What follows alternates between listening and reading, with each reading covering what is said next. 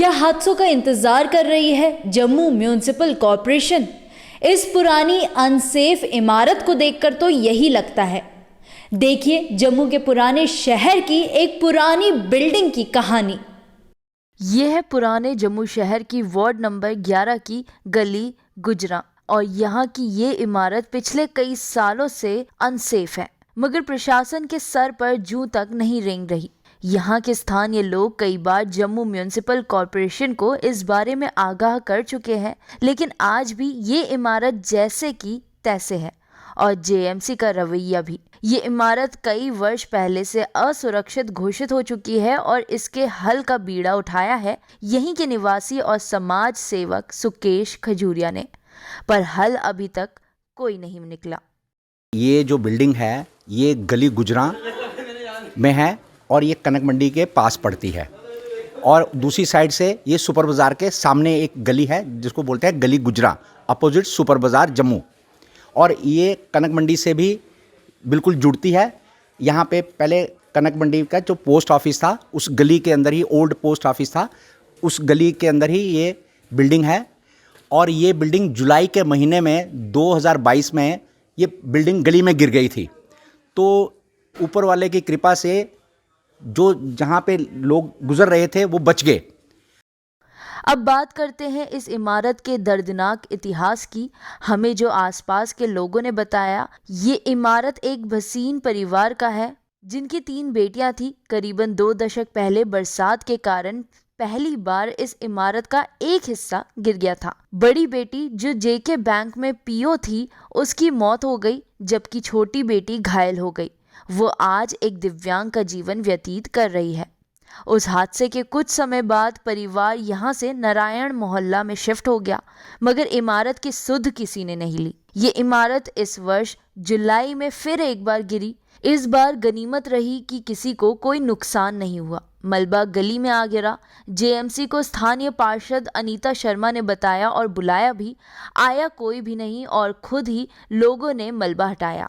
सुकेश बताते हैं कि उन्होंने पूर्व मेयर चंद्रमोहन गुप्ता को इस इमारत के बारे में बताया था, तो उन्होंने कहा कि उनका जिम्मा भी है, जबकि आपके मेयर राजेंद्र शर्मा ने उन्हें इस परिवार को खोजने के बारे में कहा।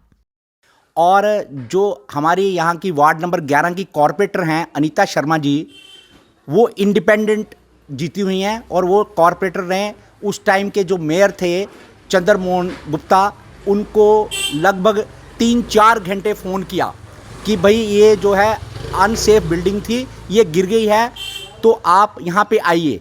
लेकिन उस टाइम के जो मेयर थे उन्होंने उनकी बात पे कोई एक्शन नहीं किया।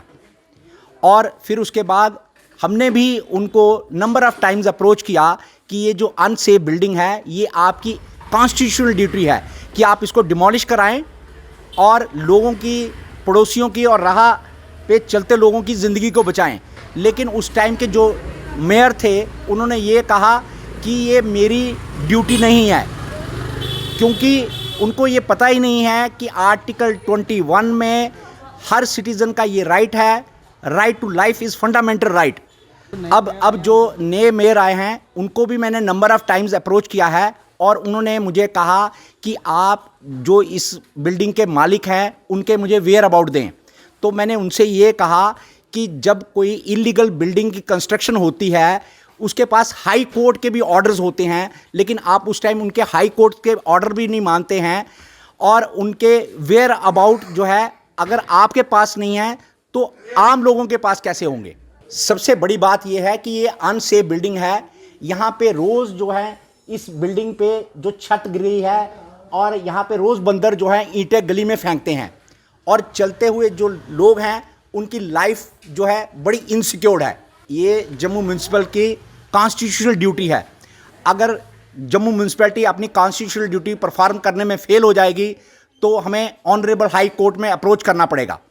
जब हमने इस बारे में पार्षद अनीता शर्मा से बात की तो उनका कहना कुछ और था। कॉरपोरेटर का कहना है कि परिवार को बता दिया गया है कि इस इमारत को गिराने का क्या खर्च आएगा। ये निजी इमारत है, इसलिए उन्हें ही इसका मेंटेनेंस करना है। उन्हें जल्द ही इस बारे में नोटिस भी दिया जा सकता है।